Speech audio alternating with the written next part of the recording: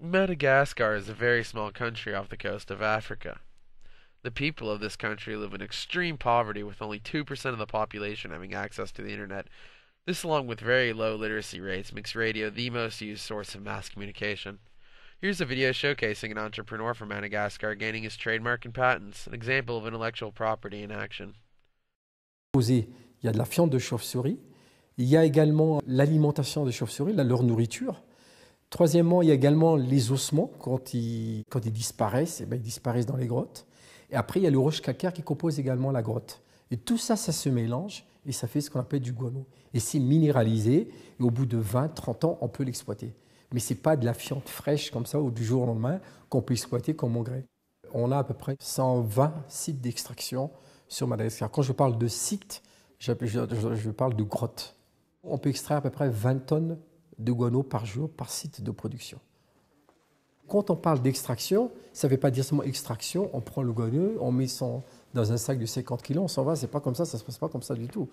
Il y a toutes les formalités, bien évidemment, administratives qu'il faut faire. Quand on commence à exploiter une grotte, c'est un lieu, entre guillemets, un peu sacré à Madagascar. Et on ne peut pas extraire comme ça. Donc on demande l'autorisation, l'aval des villageois, l'aval qu'on appelle des ancêtres. Donc il y a cette partie un peu culturelle, traditionnelle qu'il faut respecter. Après, il y a l'aspect économique. L'aspect économique, c'est de dire, voilà, écoutez, on va extraire. Pour chaque kilo, on donne tant à la commune, tant au village, tant à la région. On doit mettre tout ça en place. Après, on s'engage également à prendre les gens de la commune, du village, à travailler chez nous. Il y a une solidarité entre les villageois, le personnel de Guanomade, la commune, la région. On travaille tous ensemble.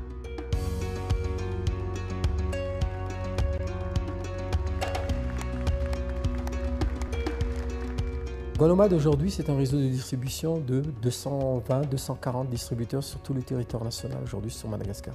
On a également dans les supermarchés, pour ceux qui font le jardinage. On peut trouver également dans les quincailleries.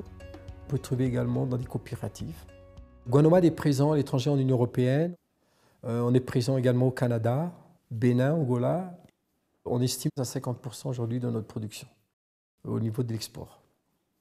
Le guanomade de Madagascar et le guanomade qui est exporté, c'est le même produit. Et c'est ça qu'on veut protéger aujourd'hui. Pour moi, c'est mon fonds de commerce aujourd'hui, guanomade. Si je veux vraiment protéger ma société, il faut que je protège la marque. Par rapport aux marges, par rapport à la concurrence, la marque, c'est primordial, il faut la déposer, c'est une protection. Je veux dire, en tant qu'entrepreneur, si on est vraiment prévoyant, c'est l'essentiel, c'est vraiment déposer cette marque. C'est très important pour l'avenir. Pour l'image de la société, c'est vraiment le fonds de commerce aujourd'hui. La valeur de Guanomade, c'est sa marque aujourd'hui.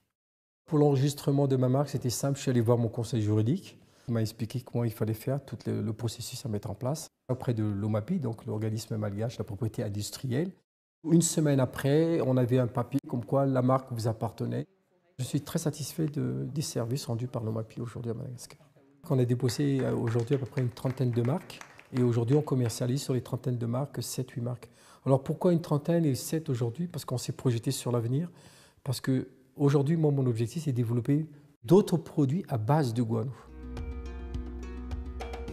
Je suis un entrepreneur heureux parce qu'aujourd'hui, on associe Guanomade à l'engrais,